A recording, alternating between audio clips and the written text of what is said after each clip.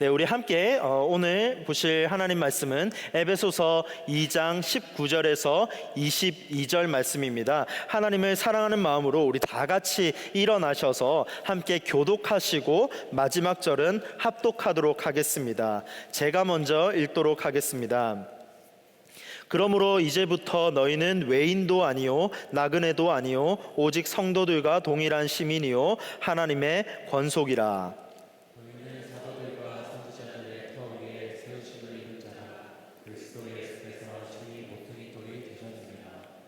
그의 안에서 건물마다 서로 연결하여 주 안에서 성전이 되어가고 하나님이 거하실 처소가 되기 위하여 그리스도 예수 안에서 함께 지어져 가느니라. 아멘. 착석하시기 바랍니다. 교회는 하나님이 세우신 공동체입니다. 교회는 하나님이 세우신 공동체입니다. 시대예보라는 책이 있습니다. 시대예보.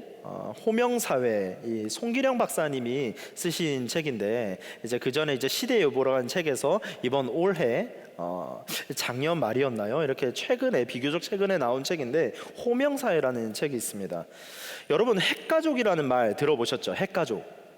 네, 핵가족은 아마 우리가 교과 과목에서 이렇게 이제 배워가면서 핵가족은 무엇이다라고 아마 이렇게 공부를 했을 겁니다. 그런데 저는 이 책을 통해서 핵개인이라는 표현을 처음 이렇게 접하게 됐습니다.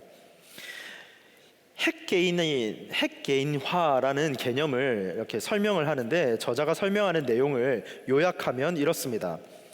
이 앞으로의 사회는 개인의 이름과 정체성이 중심이 됩니다.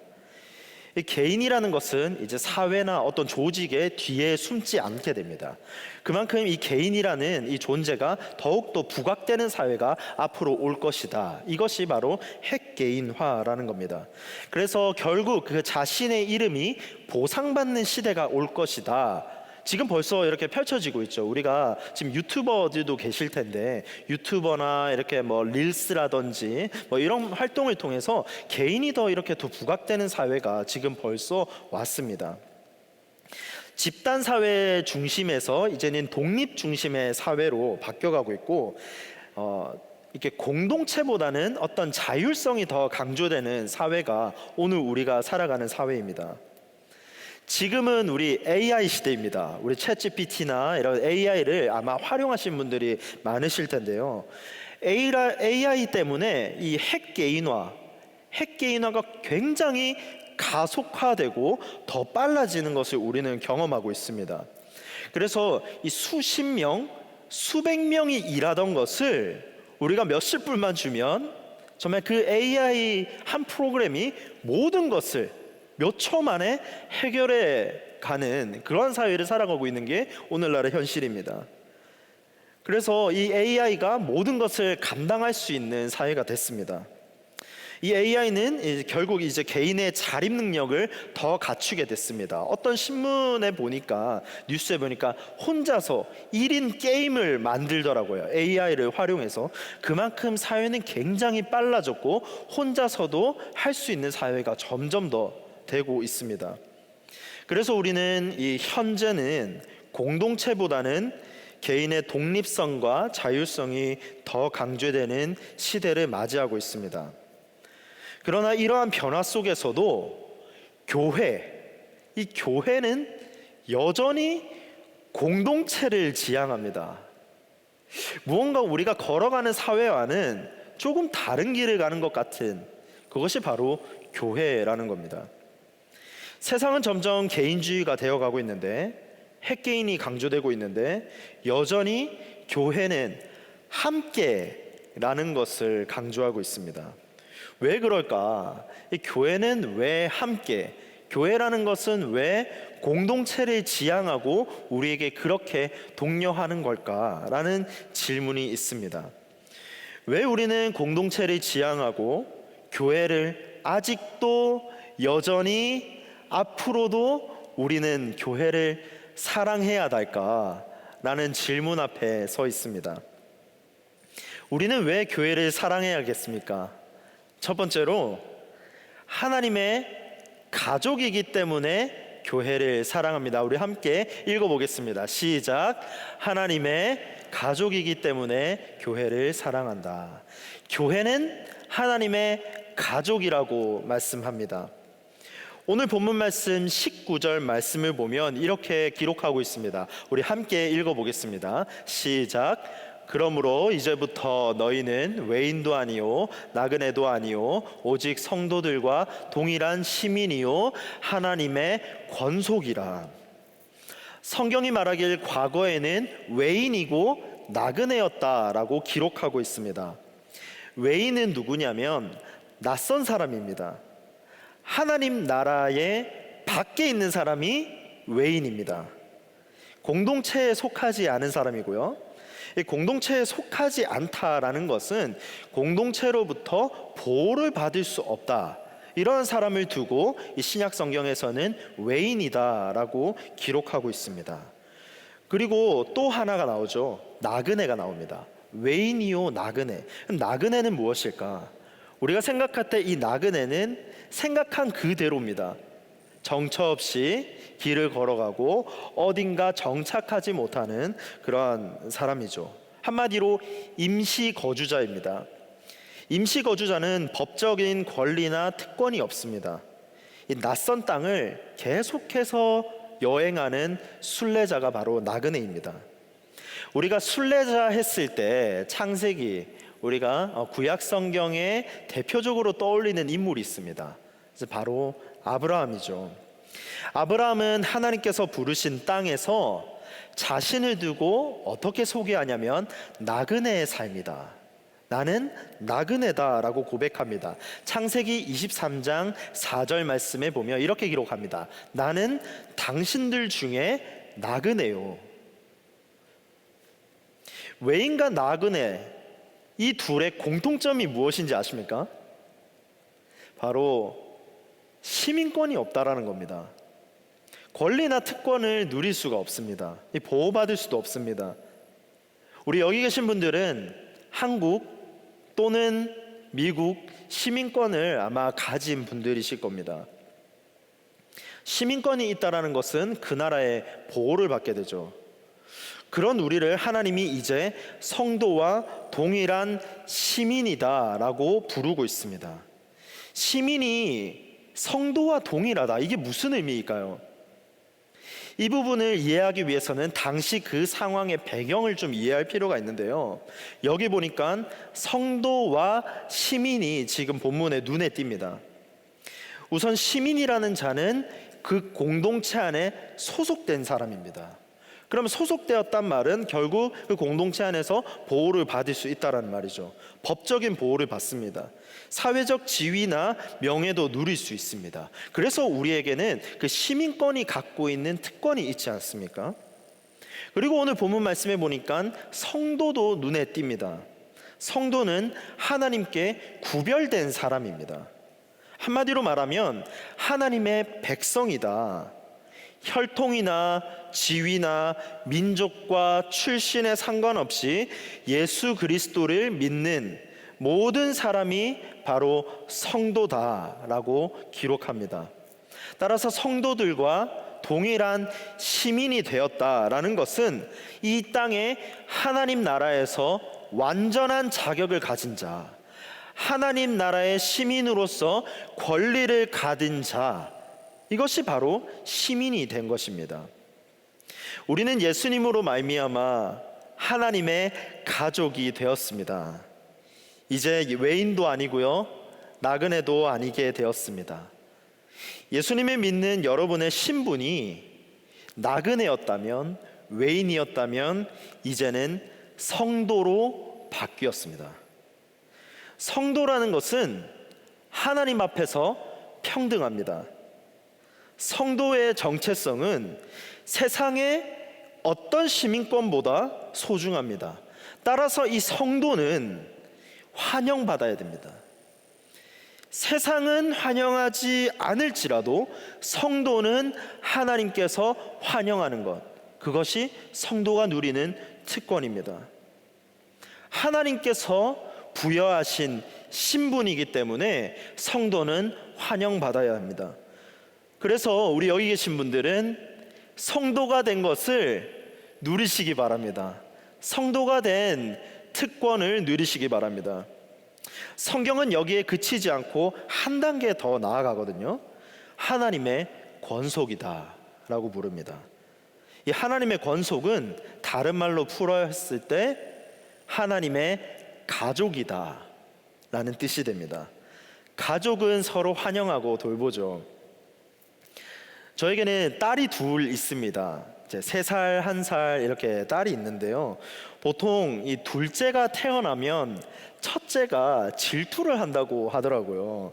그래서 혹시 여기 청년분들 중에서 나는 형제 자매가 있는데 나는 첫째다 하는 분들 한번 손 들어 보시겠어요? 네, 첫째이신 분들이 꽤 많이 계시네요. 네, 내려주셔도 됩니다. 여러분 혹시 질투하셨습니까? 우리 동생들에게 질투하셨나요? 뭐 이렇게 끄덕이시는 분들도 계신데, 이 첫째가 있을 때 둘째가 막 뺏어가고 이러면 그 질투심이 이렇게 뭐 생긴다고 하더라고요. 이 둘째가 생겼을 때 자녀를 둔 이제 주변 분들이 저희에게 이렇게 좋은 조언의 얘기들을 많이 해주셨습니다. 그래서 첫째가 질투할 수 있으니까 잘해야 된다. 그리고 둘째만 감싸면 안 됩니다. 이러한 좋은 조언의 말씀들을 해주셨습니다. 이제 둘째가 태어났어요. 그런데 첫째의 반응이 어땠을까요? 제가 본 첫째의 반응은 별로 질투를 안 하더라고요. 그래서 이 친구는 질투를 안 하구나 라고 생각을 했습니다. 시간이 지났습니다. 첫째가 유나고 둘째가 유선인데요. 유나가 요즘 저에게 종종 하는 말이 있습니다. 아빠는 유선이만 사랑하는구나. 아빠는 유선이만 사랑하는구나 라는 말을 종종 하더라고요. 저는 똑같이 사랑한다고 했는데 유나는 그렇게 느끼지 않나 봅니다. 어느 날 제가 이제 유선이를 이렇게 좀 야단치야 될 것 같았어요. 그래서 야단을 치려고 하니까 유나가 이렇게 첫째가 와서 막 유선이를 혼내면 안 된다고 막 닭똥 같은 눈물을 흘리면서 아빠 이렇게 혼내지 말라고 하는 거예요. 그 마음을 보니까 이렇게 마음이 녹아내리잖아요. 3살 동생이 이 1살을 챙겨주는 모습을 보면서 참 놀랐어요. 기저귀도 갈아주고 밥도 먹여주고 옷도 입혀주고 정말 놀랍더라고요. 그때 저는 이 피는 물보다 진하다라는 것을 느낄 수 있었습니다. 그런데 마찬가지로 우리는 예수님의 피로 말미암아 모두가 가족이 되었습니다. 하나님의 가족은 서로 웰컴하는 겁니다. 돌봄이 있습니다. 가족은 따뜻함이 있어야 되고요. 그 안에 온기가 있어야 합니다. 원래 우리는 외인이었습니다. 하나님 나라 밖의 사람이었고요. 하나님의 자녀가 아닌 떠돌이 인생을 살아갔지만 하나님께서 우리를 불러주셔서 가족으로 삼아주시고 그 안에서 하나님의 사랑을 느낄 수 있도록 하셨습니다. 이제는 하나님의 권속 가족이 되었습니다. 이 가족이 되었다는 것은 신분 상승이거든요. 이 신분 상승, 정체성이 완전히 바뀐 겁니다. 하나님의 자녀라는 새로운 정체성을 우리는 부여받았습니다. 로마서 8장 15절을 보면 이렇게 기록하고 있습니다. 너희는 다시 무서워하는 종의 영을 받지 아니하고 양자의 영을 받았으므로 우리가 아빠 아버지라 부르짖느니라. 종이 아니라 우리에게 특권은 아빠 아버지라 부르는 겁니다. 신분이 바뀌면 완전히 새로운 삶을 살게 됩니다. 보호받지 못하는 인생에서, 정처 없이 떠도는 인생에서 환영받는 인생을 살아가게 됩니다. 그리고 소속도 생깁니다. 바로 하나님의 가족이죠. 가족은 공동체입니다. 가족이 되면 공동체 정신을 회복하게 됩니다. 개인의 신앙에서 이제는 공동체의 신앙으로 나아가게 됩니다. 성장하고 발전하게 되죠. 그래서 에베소서 2장 21절과 22절에서는 함께 지어져 간다라고 기록하고 있습니다. 세워주고 연합하여서 하나님 나라를 이뤄가는 것, 이것이 바로 가족 공동체가 하는 역할입니다. 사랑하는 청년 여러분, 하나님의 가족이 되신 것을 축하드립니다. 우리 옆에 분들 보시면서 한번 인사해 보겠습니다. 하나님의 가족이 되신 것을 축하드립니다. 하나님의 가족이 되신 것을 축하드립니다. 신분 상승하셨습니다. 이제 여러분은 혼자가 아닙니다. 표류하지 않아도 되고요, 마음 둘 곳을 못 찾아서 이리저리 헤매지 않아도 됩니다. 불안해하지 않아도 됩니다. 하나님 품 안에서 보호받을 수 있고, 하나님은 지금도 여전히 여러분을 웰컴 하십니다. 이민자의 삶은 참 고단합니다. 우리 모두는 지금 이민자의 삶을 살아가고 있습니다. 항상 불안하고 억울합니다. 의뢰 삶을 많이 살았습니다. 자존감도 많이 떨어졌고요. 그러나 우리의 신분은 하나님의 가족이라는 사실을 잊지 마시기 바랍니다. 우리의 정체성은 상황에서 찾지 않습니다. 우리의 정체성이 직업에 묶여 있지 않습니다. 세상의 평가가 우리의 정체성이 아닙니다. 우리는 세상의 스펙으로 사는 사람이 아니고요, 하나님의 스펙으로 살아가는 사람인 줄로 믿습니다. 하나님의 가족이라는 정체성을 갖고 살아가는 자들인 줄로 믿습니다. 우리는 하나님의 가족이기 때문에 사람들의 인정에 목매이지 않습니다. 세상으로부터 오는 거절과 불안에 떨지 않습니다. 하나님이, 천지 만물을 창조하신 우리 하나님이 우리를 붙들어 주시고 우리에게 정체성을 부여해 주신 것을 믿으시기 바랍니다. 하나님이 완전히 받아주셨습니다. 하나님은 우리를 판단하지 않으십니다. 하나님은 우리를 정죄하지도 않으십니다. 실패해도 두려워하지 않을 수 있는 삶은 하나님이 우리를 가족으로 삼아 주셨고, 계속해서 우리의 삶 가운데서 기회를 주신다는 것을 믿으시기 바랍니다. 하나님의 가족은 품어줌만 있습니다. 하나님의 가족은 안아줌이 있습니다. 하나님의 가족은 이미 하나님께서는 우리에게 100점을 주고 시작하셨습니다. 우리 스스로를 50점, 60점 매기지 마시기 바랍니다. 하나님은 우리를 한 사람 한 사람을 존귀한 사람으로 만드셨고, 하나님의 걸작품이기 때문에 하나님은 우리에게 이미 100점을 주신 것을 믿으시기 바랍니다. 오늘도 하나님의 가족이 된 것에 감사하고, 가족으로 모인 우리 청년 공동체를 더 사랑하고 서로 아껴주는 가족 공동체가 되기를 주님의 이름으로 간절히 축복합니다. 두 번째는 주님의 몸이기 때문에 우리는 교회를 사랑합니다. 함께 읽어보겠습니다. 시작. 주님의 몸이기 때문에 교회를 사랑합니다. 20절을 함께 보겠습니다. 20절 말씀에 보면 이렇게 기록합니다. 너희는 사도들과 선지자들의 터 위에서 세우심을 입은 자라. 그리스도 예수께서 친히 모퉁이 돌이 되셨느니라. 그리고 고린도전서 12장 27절은 이렇게 기록합니다. 너희는 그리스도의 몸이요 지체의 각 부분이라. 교회는 그리스도의 몸입니다. 교회는 성도들이 함께 연결되어 있는 몸입니다. 그 몸은 사도들과 선지자들의 터 위에 세워졌다고 성경은 기록하고 있습니다. 그래서 20절 말씀에 보면 터라는 것이 나오거든요. 이 터가 무엇일까? 터는 바로 기초입니다. 기초.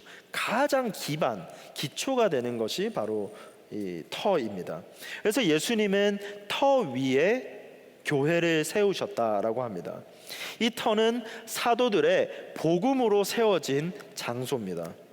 복음의 기초를 세웠다라는 것은 교회를 세울 때, 즉 말씀 위에 교회를 세웠다라는 겁니다. 따라서 사도들과 선지자들의 터 위에 세웠다라는 것은 그리스도의 이 복음 위에 교회가 세워졌다라는 말입니다. 그것이 바로 오늘날의 교회입니다. 우리 모두는 그리스도의 복음 위에 세워져가는 영적 건물입니다. 교회는 성전, 건물 안에 제한되지 않습니다. 교회라는 것은 한 사람, 믿는 사람 한 사람 한 사람이 세워져서 서로가 연결된 그 영적인 공동체가 바로 교회인 것입니다. 따라서 우리 교회는 영적 복음 공동체입니다. 복음의 가르침을 배우고 알고 실천하고 살아가는 공동체가 바로 교회입니다. 우리가 교회를 사랑하는 것은 주님을 사랑하기 때문에 교회를 사랑합니다. 교회의 정체성은 교회의 가장 기본에는 예수님이 있습니다. 20절 말씀을 살펴보겠습니다. 조금 더 볼게요. 20절 말씀에 보면 그리스도 예수라는 표현이 있습니다. 그리스도 예수께서 친히 모퉁이 돌이 되셨느니라 라고 기록하고 있습니다. 여기서 제가 질문을 한번 드리겠습니다. 예수 그리스도가 맞습니까? 그리스도 예수가 맞습니까? 예수 그리스도가 맞다. 아니다. 그리스도 예수가 맞다. 벌써 헷갈리기 시작합니다. 둘 다 맞습니다. 그런데 그리스도 예수라고 표현한 이 20절의 내용에서는 강조점이 있다라는 겁니다. 예수는 인간적인 이름입니다. 그리고 그리스도는 기름 부음을 받은 자라는 뜻입니다. 그래서 메시아라는 말이죠. 예수 그리스도라는 표현은 인간의 몸을 입고 오신 예수님이 메시아다, 구원자다라는 강조된 표현입니다. 반대로 그리스도를 먼저 강조하면 예수님의 신적 권위, 예수님의 신성, 하나님의 아들 되심이 더 강조되는 표현입니다. 그래서 바울 서신은 계속해서 그리스도 예수라는 표현을 자주 등장시킵니다. 대표적으로 에베소서 1장 1절에 보면 이렇게 기록하고 있습니다. 에베소서 1장 1절에 그리스도 예수 안에서 하나님의 뜻으로 말미암아 사도된 바울은 자기 자신이 사도가 되었는데 그리스도 예수 안에서 죄인된 인생이었지만 하나님께서 그리스도 예수를 통해서 완전히 삶을 바꿔줌으로 말미암아 그 부르심을 따라 된 사도 바울이라고 기록하고 있습니다. 에베소서는 교회를 다루는 서신인데 그렇기 때문에 예수님을 교회의 머리로 두고 있습니다. 예수님의 주권, 예수님의 신성을 강조합니다. 그리스도가 주권을 갖고 우리를 하나님의 가족으로 불러주신 겁니다. 인간의 어떤 권위가 아니라 우리를 하나님의 가족으로 부르신 것은 신이신 예수 그리스도께서 이 땅 가운데 오셔서 그 신적 주권을 갖고 주권을 말미암아 우리를 하나님의 가족으로 부르신 것입니다. 놀라운 역사가 있습니다. 그래서 우리는 그리스도로 인해서 신분의 변화를 받게 됩니다. 우리의 신분은 더 이상 외인이 아니고요, 신적 권위로 말미암아 하나님의 가족이 되었기 때문에 우리는 신분이 완전히 바뀌게 된 줄로 믿습니다. 예수님은 교회를 위해서 자기 자신을 희생하셨습니다. 교회라는 것은 가장 값비싼 값을 치른 것이 바로 교회입니다. 왜냐하면 예수님의 피값으로 세워졌기 때문입니다. 교회는 예수님께 뿌리를 둡니다. 그 어떤 보물과도 비교할 수가 없고 바꿀 수가 없습니다. 교회는 가장 보배로운 곳이 교회입니다. 고린도전서 6장 20절은 말합니다. 값으로 산 것이 되었으니 그런즉 너희 몸으로 하나님께 영광을 돌리라. 우리를 성전으로 부르셨는데 그 이유가 값으로 샀기 때문입니다. 예수님께서 죽으시고 예수님의 피값으로 이 교회를 세우셨기 때문에 우리는 거룩한 성전으로 살아가야 되는 겁니다. 그리고 교회라는 곳은 하나님의 임재가 있고 하나님의 영광이 있는 곳입니다. 에베소서 5장 25절은 이렇게 말합니다. 그리스도께서 교회를 사랑하시고 그 교회를 위하여 자신을 주셨다. 마태복음 16장 18절 말씀은 이렇게 말합니다. 또 내가 내게 이르노니 너는 베드로라. 내가 이 반석 위에 내 교회를 세우리니 음부의 권세가 이기지 못한다. 교회를 예수님께서 세우셨기 때문에 어떠한 공격과 사단의 유혹과 공격이 있을지라도 무너지지 않을 것을 말씀하는 것이 교회의 정체성입니다. 교회의 기초는 예수님입니다.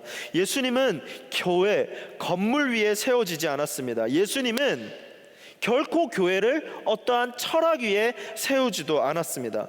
예수님은 오직 자기 자신 위에 교회를 세우셨습니다.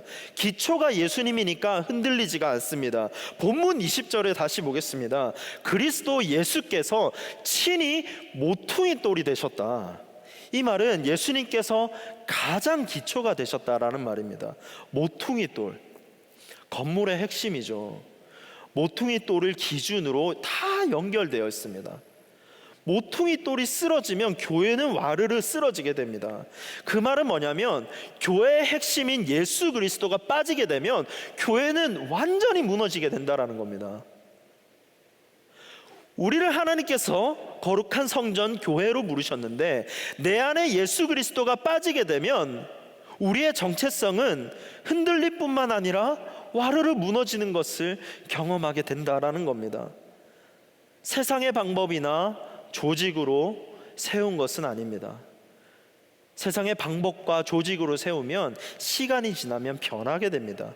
역사 속에 사라지기도 하고요. 하지만 교회는 예수 그리스도 터 위에 세웠기 때문에 변하지도 않고 썩지도 않고 영원합니다.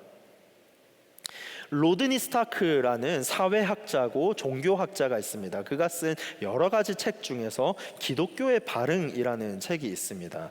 그래서 이 사회학적 관점에서 이렇게 분석하는데 기독교가 어떻게 세워지고 기독교가 어떻게 부흥하고 발현될 수 있었는가를 기록한 책인데요. 이 내용에 보면 초대교회 이야기가 등장합니다. 그 내용을 간단하게 요약하면 교회는 늘 핍박이 있었습니다. 수많은 그리스도인들이 시간을 지나도 목숨을 잃었고 핍박이 있었다라는 겁니다. 신앙을 지키기 위해서 다 흩어졌고 로마의 공격으로부터도 핍박을 이기기 위해서 흩어지고 숨고 했습니다. 그러나 교회는 이상하리만큼 부흥하고 점점 더 확장되었습니다. 로마 시민들은 전염병이 있었을 때 자기 가족까지도 내버렸습니다. 하지만 기독교인 그 교회는 서로를 돌보기 시작했습니다. 여성들은 차병을 받았지만 교회라는 곳은 여성을 존중했습니다. 왜 이런 일이 일어날까? 그들의 심장에는 예수님이 있었기 때문입니다. 이것은 우리가 인위적으로 할 수가 없습니다. 내 안에 예수 그리스도의 심장이 있기 때문에 자연적으로 교회는 핍박 가운데서도 성장하는 것을 경험하게 됐다라는 겁니다. 예수님께 뿌리를 두었기 때문에 그리스도인들은 신앙을 포기하지 않습니다. 지금 이 땅을 살아가는 우리 청년 여러분들, 세상의 수많은 유혹과 고민과 오늘도 내가 직장에서 승리할 수 있을까? 내가 이직을 해야 되나? 지금도 갈등 가운데 있는 와중에 우리의 한 가지 고민은 하나님, 내가 이 안에서 신앙을 지키기를 원합니다 라는 씨름 속에서 아마 살아가실 겁니다. 그 씨름 속에서도 우리가 넉넉히 이기고 승리하며 살아갈 수 있는 것은 우리 안에 예수님이 있기 때문인 줄로 믿습니다. 초대교회 교부 터툴리안이라는 자가 한 유명한 말이 있습니다. 순교자의 피는 교회의 씨앗이다. 순교자의 피는 교회의 씨앗이다. 사랑하는 우리 청년 여러분, 여러분은 정말 주님의 몸된 교회를 사랑하십니까? 예수님이 우리를 위해서 친히 모퉁이 돌 된 것을 믿으십니까? 여러분이 사랑하는 공동체, 소그룹, 사역팀들, 성도 간의 이 교제 안에서 예수님이 있습니까? 예수님 때문에 희생하십니까? 아니면 예수님 때문에 또한 사랑하십니까? 우리 청년 공동체의 심장은 바로 예수 그리스도인 줄로 믿습니다. 나의 삶의 주권도 나의 삶의 심장도 그리스도 예수입니다. 주권이 무너지면 다 무너집니다. 심장이 꺼지면 죽습니다. 예수님의 생명, 예수님의 심장이 우리 안에 꺼지면 우리는 생명을 잃게 됩니다. 예수님이 빠지면 교회가 아닙니다. 예수님이 빠지면 존재 자체가 흔들립니다. 우리 공동체 안에 예수님이 빠진다면 안고 없는 찐빵과 같습니다. 우리 공동체 안에 예수님이 빠지게 되면 우리는 정체성도 잃고 우리의 삶의 존재 이유도 잃게 됩니다. 사랑하는 청년 여러분, 우리가 교회를 사랑하는 이유는 교회가 주님의 몸이라는 사실을 잊지 마시기 바랍니다. 마지막 세 번째로는 교회는 천국을 경험할 수 있는 곳이기 때문에 우리는 교회를 사랑합니다. 교회는 천국을 경험할 수 있는 곳이기 때문에 우리는 교회를 사랑하게 됩니다. 교회는 서로 연결되어 있습니다. 21절, 22절을 보시면 이렇게 기록하고 있습니다. 그의 안에서 건물마다 서로 연결하여 주 안에서 성전이 되어가고, 22절에 보면 너희도 성전 안에서 하나님이 거하실 처소가 되기 위하여. 여기 보시면요, 그의 안에서 연결되고 주 안에서 성전이 되어가고 너희도 성령 안에서 처소가 된다라고 기록합니다. 그 안에서, 주 안에서, 성전 안에, 성령 안에서, 이 세 가지가 나옵니다. 이 세 가지의 차이가 무엇일까라고 했을 때 우리 앞에 도표를 보면서 조금 이해했으면 좋겠습니다. 그 안에서라는 것은 예수님 안에서 받은 신분의 변화입니다. 그래서 여기에 대한 강조점은 구속이고 성도의 연합이고 신분의 변화가 있습니다. 그 안에서 건물마다 연결되었다, 신분의 변화가 일어났다라는 거죠. 두 번째, 주 안에서가 나옵니다. 예수님과의 관계 안에서 이제는 신앙을 실천해야 된다라는 겁니다. 신분의 변화가 있기 때문에 주 안에서 성전이 되어가고 교회가 되어가고 교회에 실천하고 교회에 실천된 삶을 살아가는 것이 바로 주 안에서의 강조점입니다. 그리고 성령 안에서가 나오죠. 성령 안에서 하나님의 거하실 처소가 되기 위하여 성령의 능력과 인도하심 가운데서 살아가는 삶입니다. 이 내용을 종합해서 정리하자면요, 신분의 변화가 있습니다. 주 안에서 우리는 실천하는 삶을 살아가야 됩니다. 그러나 여전히 우리는 실패와 성공을 반복합니다. 그렇기 때문에 성령 안에 있어야 된다라는 겁니다. 연결은 성장하고 성숙을 돕습니다. 공동체가 연결될 때 하나님 나라를 확장할 수 있습니다. 우리는 혼자서 성장하기 어렵습니다. 혼자서 성장할 수도 있겠죠. 하지만 온전한 성장을 위해서는 공동체가 필요합니다. 신앙은 공동체 안에서 함께할 때 더욱 건강해집니다. 잘할 수 있고요, 서로 연결될 때 서로에게 도전을 받습니다. 배우고 학습하는 관계가 만들어집니다. 그래서 헨리 나우엔의 공동체라는 책에 보면 이러한 표현이 있습니다. 하나님의 말씀을 읽고 침묵 속에서 듣는 행위는 개인을 완성시키는 혼자만의 기술이 아니다. 영성 스승도 혼자만의 깨달음에서 권위가 생겨나는 무슨 도사도 아니다. 이 모두는 하나님 백성의 공동체적 삶에서 반드시 갖추어야 하는 요소이며 무엇보다 먼저 공예배로 표현된다. 우리가 온라인에서 각자 개인에서 예배를 드릴 수 있겠죠. 하지만 우리가 이 자리 가운데 다 모여서 함께 예배드리는 것은 공동체이기 때문입니다. 공동체가 서로 연결될 때 우리는 신앙을 붙잡아 줄 수가 있습니다. 성경은 성전이 되어 간다라고 말합니다. 성전이 되어 간다. 왜 이렇게 표현할까요? 결국 성장해야 된다라는 겁니다. 이 땅의 교회는 완전하진 않습니다. 하지만 하나님의 교회이기 때문에 완전함을 이루어 갑니다. 빌립보서 1장 6절은 말하기를 너희 안에서 착한 일을 시작하신 이가 그리스도 예수의 날까지 이루실 줄을 우리는 확신한다. 계속 성장해서 완전한 상태에 도달할 것이다 라고 말합니다. 에베소서 4장 13절 말씀을 보겠습니다. 우리가 다 하나님의 아들을 믿는 것과 아는 일에 하나가 되어 온전한 사람을 이루어 그리스도의 장성한 분량이 충만한 데까지 이르리니, 충만한 데까지 이른다. 하나님의 아들을 믿는 것, 아는 것, 함께 공동체가 성장해서 충만한 데까지 이르는 것, 이것이 공동체가 해야 되는 역할인 줄로 믿습니다. 따라서 교회는 하나님의 사랑을 배우고 예수님의 사랑을 실천하고 예수님의 사랑을 나누는 곳입니다. 웰컴하고 용서하고 배려하고 품어주는 곳이, 이 모든 것이 일어나면 무슨 일이 벌어지는지 아십니까? 바로 하나님이 영원히 거하는 천국이 됩니다. 22절 말씀을 함께 보겠습니다. 22절 말씀에 보면 너희도 성령 안에서 하나님이 거하실 처소가 되기 위하여 그리스도 예수 안에서 함께 지어져 가느니라.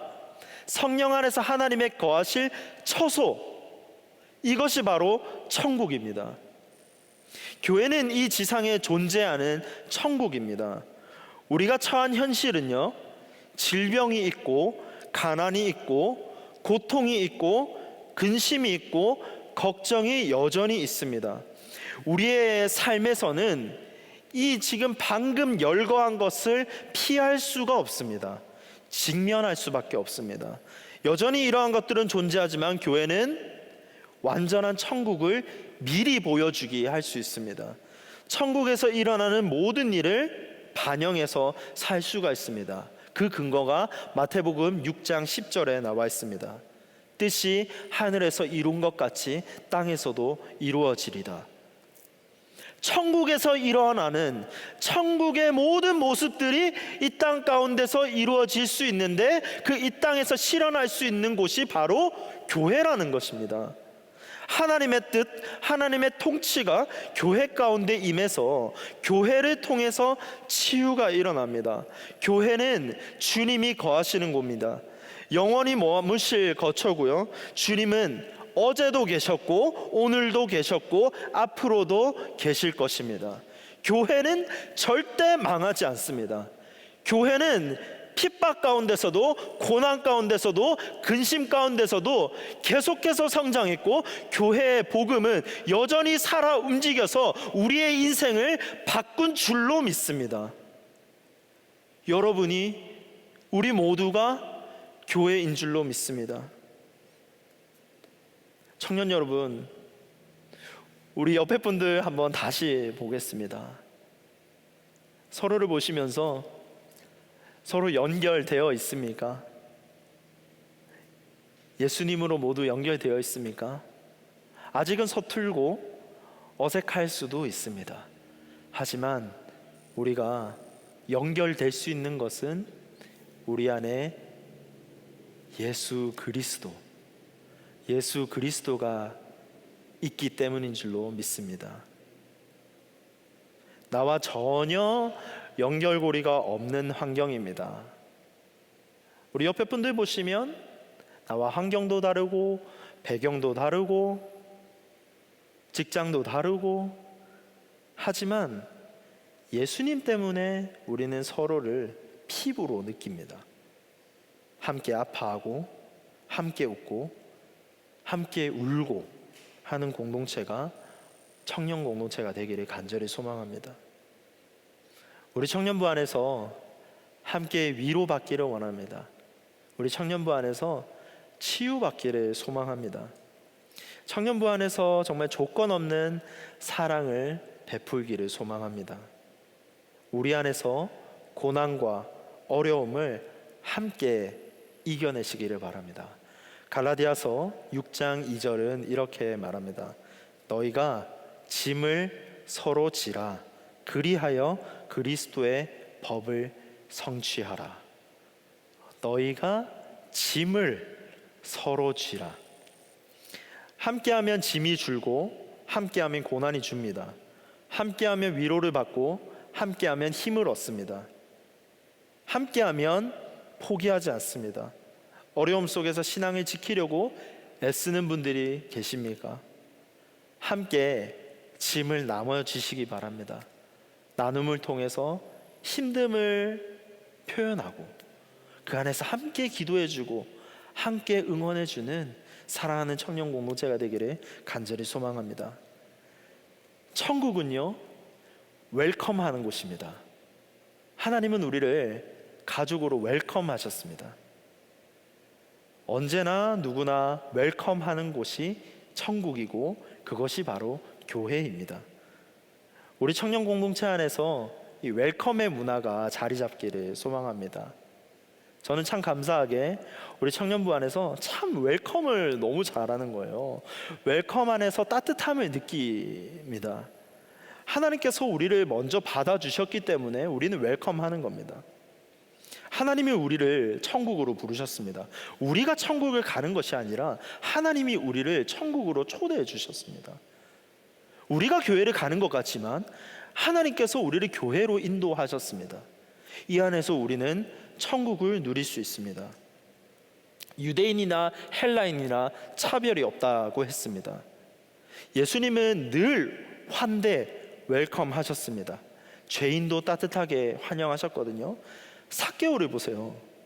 누가복음 19장 5절 말씀에 보면 이렇게 기록합니다. 삭개오야 속히 내려오라. 내가 오늘 내 집에 유하여야겠다. 삭개오를 환영한 예수님 때문에 삭개오는 엄청난 감동을 받습니다. 즉시 회개합니다. 그리고 자신의 재산을 나누어 줍니다. 여러분, 웰컴은 사람을 변화시킵니다. 웰컴은 가장 따뜻한 도구입니다. 웰컴은 마음을 엽니다. 그리고 변화를 일으킵니다. 삭개오가 변화가 일어나는 시점은 예수님을 만난 것도 있지만 삭개오야 속히 내려오라. 내가 너를 받아주겠다. 내가 너를 하나님의 가족으로 삼아주겠다 라는 웰컴으로 말미암아 그 안에 변화가 일어났습니다. 여러분 모두 여기 이곳에서 천국을 경험하기를 간절히 축복합니다.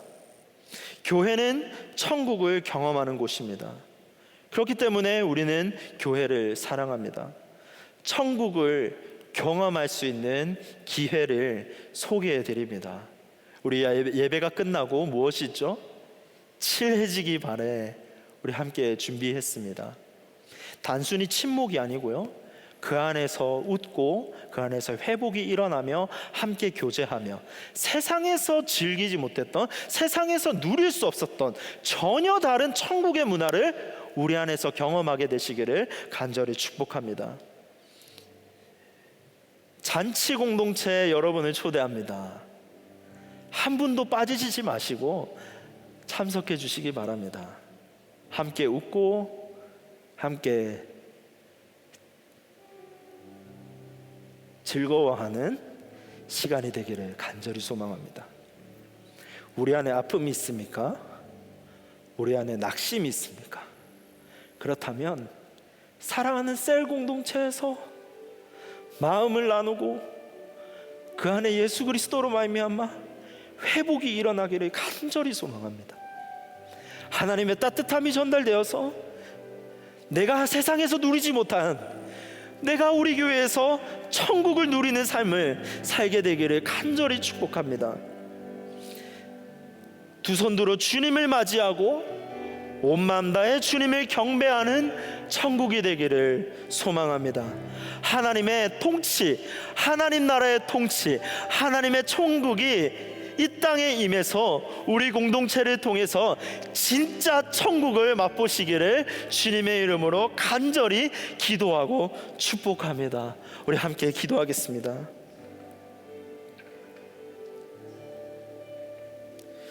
하나님 아버지, 이 시간 기도합니다. 이 땅 가운데서 우리가 천국을 맛보기를 소망합니다. Church, 교회를 사랑하는 이유는 예수 그리스도께서 우리를 피값으로 세우셨기 때문인 줄로 믿습니다. 우리가 교회를 사랑하는 것은 우리가 하나님의 가족이 되었기 때문인 줄로 믿습니다. 우리가 교회를 사랑하는 것은 우리가 이 땅 가운데서 교회를 통해서 천국을 누릴 수 있기 때문인 줄로 믿습니다. 하나님, 그 모든 것을 경험할 수 있는 우리 청년 공동체가 되기를 간절히 소망합니다. 감사드리며 살아계신 예수 그리스도 이름으로 기도드립니다. 아멘.